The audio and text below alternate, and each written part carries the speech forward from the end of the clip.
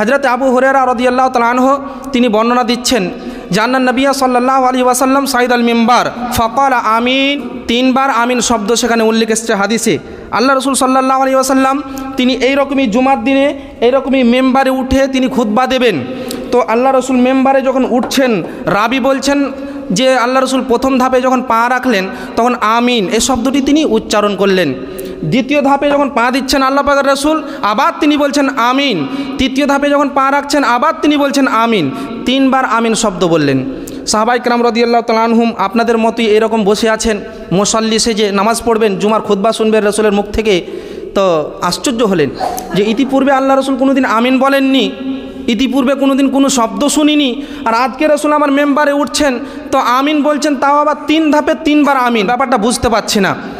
রসুল সাল্লাল্লাহু আলাইহি সাল্লামকে প্রশ্ন করা হলো, কিলা ইয়া রাসূলুল্লাহ ইন্নাকা সাইতাল মিম্বার ফাকুলতু আমিন। আল্লাহ পাকের রসুল আপনি মেম্বারে উঠলেন তখন 3 ধাপে 3 বার আমিন পড়লেন, এর মানেটা আমরা বুঝতে পারলাম না।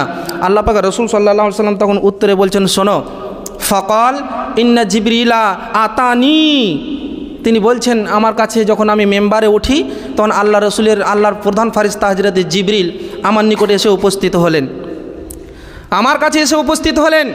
তারপরে হযরত জিবরিল আলাইহিস সালাম 3টি কথা 3 প্রকারের মানুষের জন্য, 3 শ্রেণীর মানুষের জন্য দোয়া করেছিলেন, বদদোয়া করেছিলেন 3 প্রকারের মানুষের জন্য। ওর মধ্যে 2টি আমি ছেড়ে দিলাম, এখানে আজকে 1টির দরকার।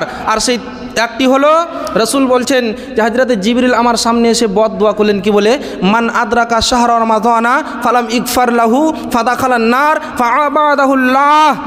তিনি বলছেন আল্লাহ পাকের রসুল এই যখন মেম্বারে উঠছেন রসুল আমার, তখন হযরত জিবরিল এসে বলছেন, আল্লাহ রসুল যারা রমজানকে পেয়ে রমজান মাসকে পালন করলো না, যারা রমজানকে পেয়ে রমজান মাসের সিয়াম পালন করলো না, তারা ওই সমস্ত লোকগুলো যারা রমজান মাসকে পেয়ে নিজের পাপরাশিকে মোচন করাতে পারলো না, আল্লাহর রহমত নিতে পারলো না, সওয়াব কুড়াতে পারলো না, নিজের গুনাহ খাতা ক্ষমা করাতে পারলো না, রহমতের মাসটাকে গ্রহণ করতে পারলো না, এই সমস্ত লোকগুলো কি হবে, ফাদাখালান নার, এদের স্থান যেন ক্ষুধার্ত জাহান্নামে হয়, জ্বলন্ত আগুনে যেন এরা দাও দাও করে জ্বলে। আর কি হয়, ফাআবাদাহুল্লাহ, আল্লাহর দয়া থেকে এরা যেন বঞ্চিত হয়ে যায়, এরা যেন মাহরুম হয়ে যায়, আল্লাহর দয়ার ছায়া যেন না পায়। এই বদদোয়া করলেন যারা রমজান মাস আসার পাওয়ার পরে পালন করল না তাদের জন্য। তা আল্লাহ রসুল বলছেন আমি তখন বললাম আমিন, আল্লাহ তুমি কবুল করে নাও। শুধু এতটাই বলবো আপনাকে যে যিনি বদদোয়া করছেন তিনি অন্য কোনো মানুষ নন, তিনি হচ্ছেন আল্লাহর রহমতের ফারিস্তা, আল্লাহর প্রধান ফারিস্তা, যার মাধ্যম দিয়ে গোটা 30টি পারা আল্লাহ তাআলা রসুলের কাছে পৌঁছাচ্ছেন আল্লাহ তাআলা। সেই ফারিস্তা হযরত জিবরিল আলাইহিস সালাম তিনি বদদোয়া করছেন, আর যিনি ওই দোয়াকে কবুল করে নেওয়ার জন্য পাল্টে আল্লাহর কাছে দরখাস্ত জানাচ্ছেন তিনি হচ্ছেন আল্লাহর প্রেরিত দূত, আল্লাহর প্রেরিত রহমত, সারা বিশ্বের রহমাতুল লিল আলামিন নবী মুহাম্মদুর রাসূলুল্লাহ বলুন সাল্লাল্লাহু আলাইহি ওয়াসাল্লাম। তাহলে আপনি অনুভব করুন যারা রমজান মাসকে হাতছাড়া করে এদের পরিস্থিতিটা কি হবে।